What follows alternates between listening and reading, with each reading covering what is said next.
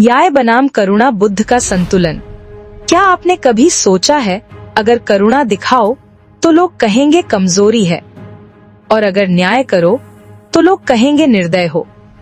तो सही क्या है?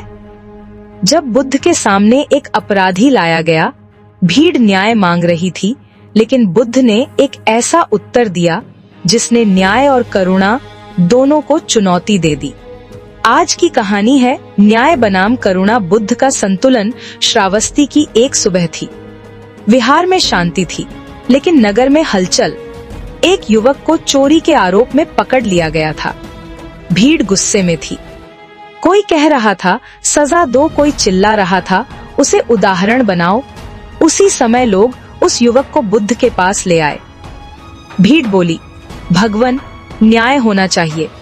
अगर इसे छोड़ दिया गया तो अपराध बढ़ेंगे।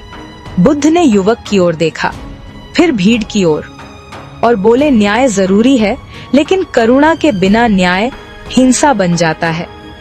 भीड़ को लगा शायद बुद्ध अपराधी को बचाना चाहते हैं, लेकिन बुद्ध ने युवक से पूछा, तूने चोरी क्यों की?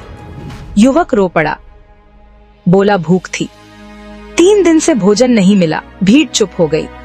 बुद्ध बोले, अगर समाज भूखा पैदा करता है और फिर भूखे को दंड देता है, तो अपराधी कौन है? फिर बुद्ध ने भिक्षुओं से कहा, इसे भोजन दो और इसे काम सिखाओ। भीड़ में से एक व्यक्ति बोला, तो क्या सजा नहीं? बुद्ध शांत स्वर में बोले, सजा का उद्देश्य बदला नहीं, परिवर्तन होना चाहिए।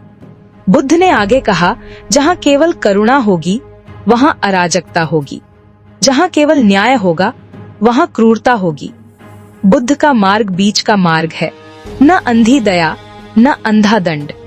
करुणा समझने के लिए, न्याय सीमाएं तय करने के लिए। बुद्ध बोले, जो समाज केवल नियमों से चलता है वह डर से चलता है। जो समाज केवल भावना से चलता है वह टूट जाता है। युवक उस दिन अपराधी नहीं रहा, वह श्रमिक बना, शिक्षार्थी बना, और बाद में संघ का सहायक भी। बुद्ध ने न उसे बचाया न कुचला, उन्होंने संतुलन सिखाया, और यही बुद्ध का सबसे कठिन उपदेश है, संतुलन। बुद्ध ने सिखाया, न तो अंधा दंड सही है न अंधी दया। सही मार्ग हमेशा बीच का मार्ग होता है। अगर यह विचार आपको सोचने पर मजबूर करे, तो इसे सिर्फ सुनिए नहीं, अपने निर्णयों में उतारिए। और ऐसी ही बुद्ध कथाओं के लिए इस श्रृंखला से जुड़े रहिए।